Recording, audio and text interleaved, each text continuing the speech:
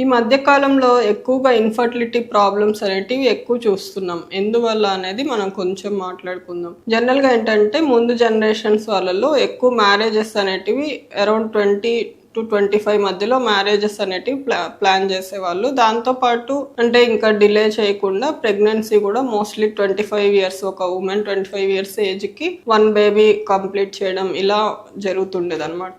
So ఇప్పుడు ఏంటంటే career పరంగా కానీ ప్లస్ కపుల్ గోల్స్ పరంగా కానీ చూసుకొని కొంతమంది మ్యారేజెస్ లేట్గా చేసుకోవడం, ఇంకా కొంతమంది ఏంటంటే మ్యారేజ్ అయినా కూడా కొంచెం ప్రెగ్నెన్సీ డిలే చేసుకోవడం ఇలాంటివి ఎక్కువగా జరుగుతున్నాయి. సో జనరల్గా ఏంటంటే లేడీస్లో ప్రెగ్నెన్సీ రావడానికి అంటే ఫర్టిలిటీ పొటెన్షియల్ అనేది ఎగ్స్ మీద డిపెండ్ అయి ఉంటుంది అనమాట. ఈ నెంబర్ ఆఫ్ ఎగ్స్ అనేటివి బర్త్ అప్పుడు ఫిక్స్డ్ అమౌంట్ ఉంటాయి. దాంతోపాటు మెచ్యూర్ అయినప్పటి నుంచి ఎవ్రీ మంత్ ఒక ఎగ్ రిలీజ్ అవడంతో పాటు కొన్ని ఎగ్స్ తగ్గిపోతూ వస్తాయి అన్నమాట. సో దీని పరంగా ఎక్కువగా ఫర్టిలిటీ పొటెన్షియల్ అనేది 20-30 ఇయర్స్ మధ్యలో బాగుంటుంది. 30 అబోవ్ వచ్చినప్పటి నుంచి కొంచెం డిక్లైన్ అవుతూ వస్తుంది అనమాట. కొంతమందిలో 28 నుంచి కూడా స్టార్ట్ అవుతుంది, డిక్లైన్ అవుతూ వస్తుంది. ఇంకా 35 తర్వాత నుంచి డ్రాస్టిక్ గా ఎగ్ నంబర్ కానీ ఎగ్ క్వాలిటీ కానీ దాంతో పాటు ఫర్టిలిటీ పొటెన్షియల్ కూడా చాలా తగ్గుతుంది. సో ఇప్పుడున్న కండిషన్స్ లో ఎక్కువగా లేట్ 30s లో అట్లా లేదు 30 తర్వాత ప్రెగ్నెన్సీ ప్లాన్ చేసుకోవడం వల్ల egg quality fertility potential baby తయారయ్యే కెపాసిటీ ఉన్న ఎగ్స్ లో కొంచెం తక్కువ ఉంటాయి. అది ప్రెడిక్టబుల్ ఫ్యాక్టర్ అనమాట.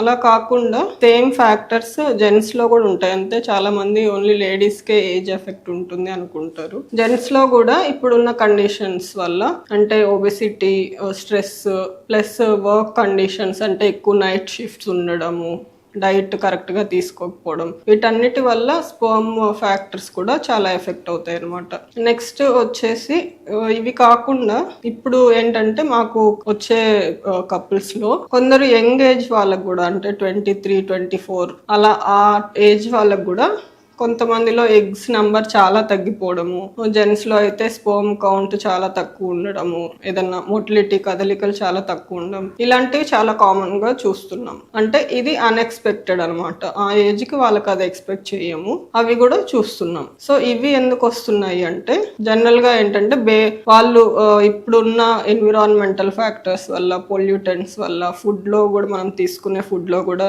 పెస్టిసైడ్స్ కానీ ప్లాస్టిక్స్ ఎక్కువ వాడడం ఇలాంటివన్నీ ఉండడం వల్ల ఏంటంటే వాళ్ళ కొంచెంగా అది లోపలికి వెళ్తున్నప్పుడు బాడీలో అన్ని పార్ట్స్ ని ఎఫెక్ట్ చేస్తుంది అనమాట. అదే రకంగా ఒక్కొక్కసారి ఏంటంటే ఓవరీస్ లో ఎగ్స్ తగ్గడము, స్పర్మ్స్ ప్రొడక్షన్ గానీ మోటిలిటీ గానీ తగ్గడం అనేది జరుగుతుంటది. ఏదైనా యంగ్ ఏజ్ లో వైరల్ ఇన్ఫెక్షన్స్ రావడం ఇలాంటివి కూడా కొన్ని కాజెస్ అనమాట. సో వీటన్నిటి వల్ల ఫర్టిలిటీ ప్రాబ్లమ్స్ అనేటివి ఎక్కువ అవుతున్నాయి. సో ఏమి ప్రికాషన్స్ తీసుకోవచ్చు అంటే వీలైనంత వరకు ఎంత కెరీర్ ఓరియంటెడ్ ఉన్నా కూడా వీలైనంత వరకు ప్రెగ్నెన్సీ అనేది అర్లీగా ప్లాన్ చేసుకోవడం ఒకటి. నెక్స్ట్ ఫుడ్ కానీ డైట్ కానీ ఎప్పుడు కూడా హెల్దీ ఫుడ్ హ్యాబిట్స్, డైట్ హెల్దీగా తీసుకోవడం, out side junk foods avoid చేయడము, ఎప్పుడు ఫిజికల్ ఎక్సర్సైజ్ అనేది చాలా ఇంపార్టెంట్. అంటే వెయిట్ తగ్గితేనే ప్రెగ్నెన్సీ ప్లాన్ చేసుకోవాలి అని అట్లా కాకపోయినా ఫిజికల్ గా యాక్టివ్ గా ఉండాలి అనేది main చూసుకోవాలన్నమాట.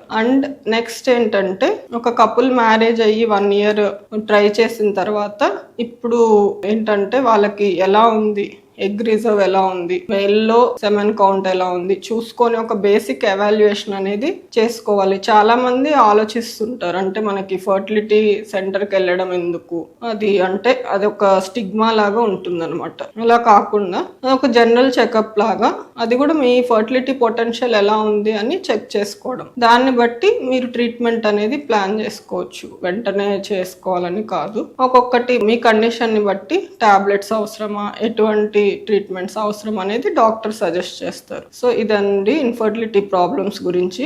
Hope this video is helpful for you. Thank you very much.